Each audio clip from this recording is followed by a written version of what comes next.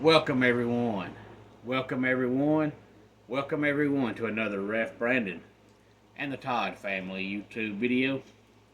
Wherever you are, whatever you may be doing, thank you so much for making Ref Brandon and the Todd family part of your day. We always greatly appreciate it. Since it is July the 20th, there are 11 more days this month and then 24 days next month before college football starts. That's right, exactly 5 weeks from today, 35 days. So just over a month away from week zero in the world of college football. Now, of course, there's only 4 or 5 games on August 24th, but hey, it's football, and then the following Thursday is when week one gets underway, so it's approaching very, very quickly. So today here on the channel, I want to go ahead and make my prediction on which 12 teams make the playoffs. Now, some of these are not going to be a surprise.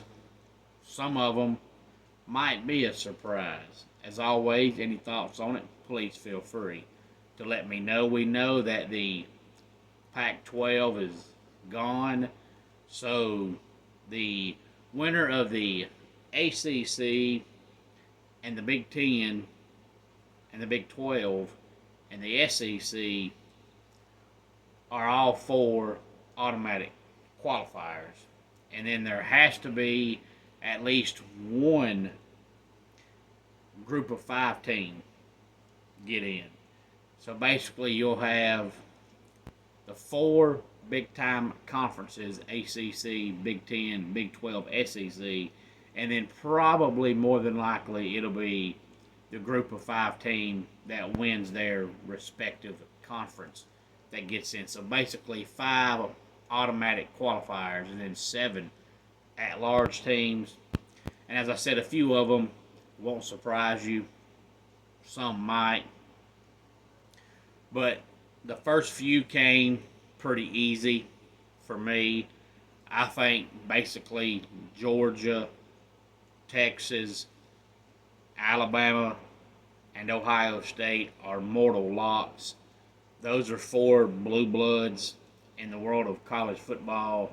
Now that it's a 12-team playoff, if those teams go 8-4, they're going to get in. And I never have understood why Texas is a blue blood, because they only have that one national championship under Mack Brown. And outside of that, they've always been good, but they've never been great. I think they're heading toward greatness now under Steve Sarkisian. But if you look at the history of Texas, they've always been a blue blood, but yet they've never won anything. They were the first ever team to get their own television network, and they got all that money from the Big 12 and didn't do anything with it. But yet, when people speak about college football, they always mention Texas, and I've never understood that. But Georgia, Texas, Alabama, and Ohio State, to me, are mortal locks. So right there you have Georgia, Texas, and Alabama from the SEC, and Ohio State from the Big Ten. And then I also have Oregon getting in, and I think most people would probably agree on that one. So more than likely, about everybody's going to have those 5 teams in the playoffs. After that, most folks might disagree with me, but I have Utah getting in. I know they're in a brand new conference now, but Utah seems to every year, as the year goes on and the year progresses, they play better and better and better. So unless they just fall apart in September and lose 3 games in September, if October comes around and they only have 1 or 2 losses, they're going to play better in October and even better in November. And I think as long as they go 9-3, I think they'll be on the verge of getting in. But I've always been a huge fan of Kyle Whittingham, and last year they struggled. But their quarterback was out for the whole year, which is fine, but they should have just came out and said that. But they kept making people think he was coming back, and it was always Cam's back next week, Cam's back next week, Cam's back next week, and he was out for the year. So they should have just come out in week 1 and said, hey, Cam's out for the year. But for whatever reason, they didn't do that. Then I have Penn State getting in. So far it's been all Big Ten and SEC teams. Now we're going to venture out of the SEC and Big Ten a little bit.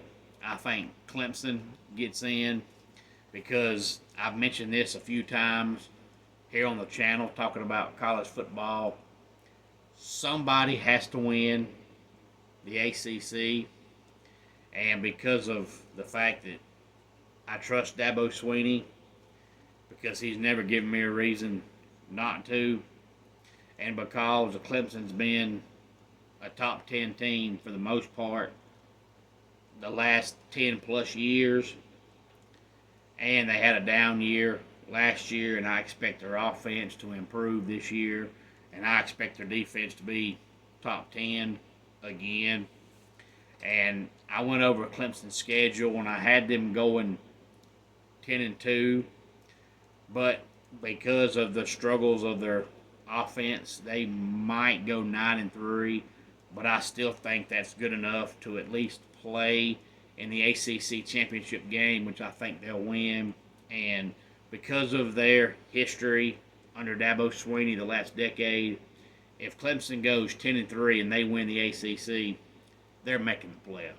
So I think Clemson gets in. I think Tennessee gets in. I'm actually a big fan of this Tennessee football team. I know Tennessee struggled last year, but you're not going to convince me that Josh Heupel just all of a sudden forgot how to coach.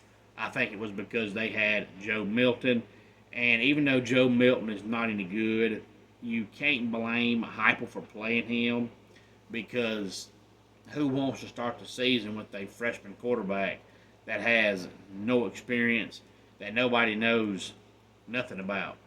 Because if you send Nico out there in game 1 when he's not ready and he struggles, that can mess him up mentally forever, because he's going to go out there and just make a buku of mistakes, and that kind of thing can affect you mentally.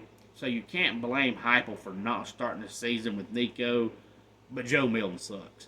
And now that Joe Milton is gone, Tennessee, we know they've got running backs galore. They've got wide receivers galore. I'm a big fan of this Tennessee team, and I think they make the playoffs. And I think Kansas State makes the playoff. I went back and forth on who wins the Big 12, because I know the Big 12 winner gets an automatic bid, and Texas is no longer there.